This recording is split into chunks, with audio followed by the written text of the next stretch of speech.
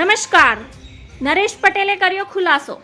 લોકસભાની ચૂંટણીમાં નરેશ પટેલે મતદાન કર્યું હતું. તેમણે કહ્યું કે લોકશાહીનો મોટો પર્વ છે. વિશ્વની સૌથી મોટી લોકશાહી ભારત છે. દરેક મત આપે અને લોકશાહીને જીવંત રાખે તેવી અપીલ કરું છું. નરેશ પટેલે નિવેદન આપતા કહ્યું કે ચૂંટણીના દિવસોમાં આ બધું આવવાનું સ્વાભાવિક છે. ઉમેદવારો એકબીજા પર કોઈ પત્રિકા કોઈ ઓડિયો વિડીયો વાયરલ કરે તે સામાન્ય છે. ચૂંટણીમાં આવું બધું બનવાનું છે. લેવા પટેલ સમાજની સંસ્થા ખોડલધામ મોટી જવાબદાર સંસ્થા છે. તેનું નામ ક્યાંય વચ્ચે આવે તે અમે સ્વીકારતા નથી. પત્રિકા સાથે ખોડલધામને કોઈ લેવા દેવા નથી. ખોડલધામ એક સામાજિક સંસ્થા છે. રાજકારણ સાથે તેને કોઈ લેવા દેવા નથી. ખોડલધામના નરેશ પટેલે મત આપી કહ્યું કે ક્ષત્રિય આંદોલન ગુજરાતમાં થવું જોઈતું નહોતું. આ બનાવ એક ગુજરાતમાં ન બનવો જોઈતો હતો. ક્યાંય રોકી દેવામાં આવ્યો હોત તો મોટી વાત થાત.